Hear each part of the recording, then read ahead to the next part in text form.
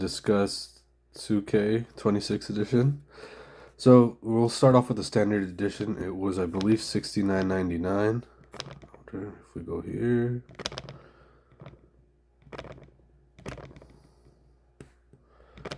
I know. So $69.99. All right. So we get Joe Hendry. Who gives a fuck? In the nicest way possible. 2K 25 standard edition.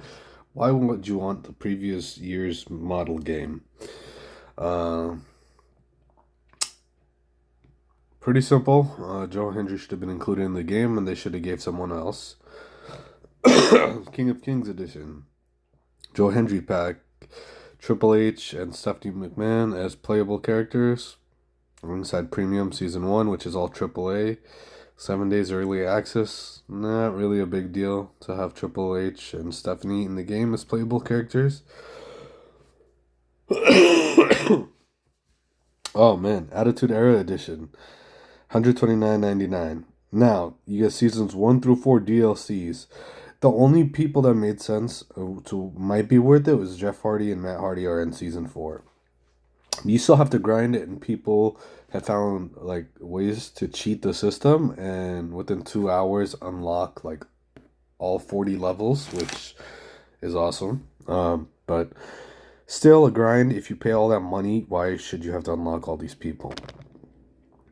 And then the Monday Night Wars edition. So pretty much you get Roddy Piper, HBK, and Shawn Michaels. WrestleMania 42 Access Pass. Ringside Premium 1 through 6. 5 and 6, I've seen the pass on there. It was not worth anyone.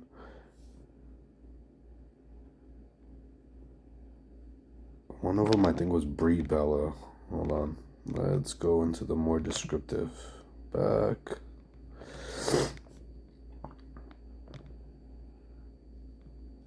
And it doesn't even give you a description here. Wow. Alright, I'm just using this AI to see. Okay, so Attitude Edition era is China, Kane, The Rock. Monday Night War Edition, Macho Man, Rowdy Piper, and Shawn Michaels. Now, it would be nice to have all these people, but why are they trying to pass it off as a Monday Night War Attitude Era? Like a cheap nostalgia trip, and they're trying to just make money off of us. I really don't think it's worth it. And here's what I'm going to tell you. I don't think it's worth it because it started off as a CM Punk edition, and then randomly a Triple H edition, Attitude Era edition. If you're so focused on the Attitude Era, like it was in 2K13, I believe it was, or 2K, I believe it was 2K13 when CM Punk was there on the cover too.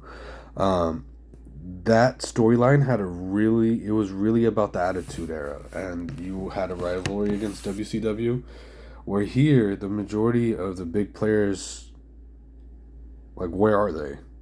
You're missing like key players in the storyline. Like, where's Rick Flair and Sting? They're not in the game. Paul White, like Big Show's not in here too. A lot of people aren't gonna be in here. Even like the less known people, like Test is not in there. Rhino can't be in there. I believe he's still in AEW. And it just seems like they're just really trying to make money off of the nostalgia. And like the Dudley Boys, Edge and Christian, where are they? Is Edge even in the game? I don't think Edge is in the game. So Edge and Christian, one of the biggest tag teams during that time, I don't think they're even in there. I know Christian can't be. Edge and Christian are still in AEW. But the Hardys are in season 4, so it's like you're missing a whole bunch of people. That doesn't make sense. After seeing the DLC list released for this, I made a separate video on it, so go check it out if you want to see who's in there. I don't want to get the Monday Night War edition. I don't want to get the Attitude Era. I don't want to get the King of Kings edition. I will go with the standard edition and just play.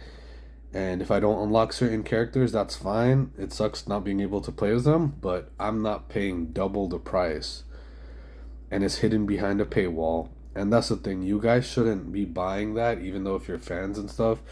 When 2K sees that people are buying the at a Monday Night War edition, even though it's shitty like this, they want to see what they could get away with, what people are willing, the bare minimum people are willing to put up with before they have to put in an effort. So I'm gonna recommend nobody buys this. I'm not gonna get that. I'm gonna get the standard edition, and they're gonna have to be forced to make the game better. And when sales go down, they're obviously gonna lower the price, but it's still not gonna be worth it because when people constantly complain, they gotta make it worth it. Like before with Call of Duty DLCs, when you paid for the new maps, you got them right away. You didn't have to get like 1,000, like 100 headshots before you get a freaking, like unlock the map you paid for. For Dragon Ball Z, Sparkling Zero, the game was I think like $69 base. It was $109 for including all the DLCs, and I was like, okay, sign me up. And they add characters people want in there. Like when their Daima DLC came out, they put everyone who the fans wanted, the players wanted, and I think 2K needs to do that too. It's very disappointing. I think they kind of ruined the Attitude Era and the Monday Night War name and the edition for that. If they really dedicated, like, if let's say next year they really dedicated this game to be Attitude Era edition, the showcase should have been Attitude Era. Everyone should be included in here, and then the DLCs, I think they should more focus on older legends and then have a mix of newer superstars too. Like they should include AAA, TNA, and if they could ever like work something out with AEW, or you know what, it might be like the ECW Invasion thing was cool when they did that back in 2008. Um, but something like that, I don't know. But this is not at all interesting to me. So I'll stick with the 2K26 edition. Unfortunately, that means I have to wait till next week to get it. I don't have priority. Oh, what is it called? Early access, but that's fine. Um, I still play 2K25, the GM mode. That's what I play the most. I'm looking forward to that. Especially with the new characters involved, a lot of new people that I don't recognize. Uh, I think it'll be fun with the new ragdoll physics and stuff like that. So I'll keep you guys updated next week on my video. Stay tuned. Let me know what you guys think down below.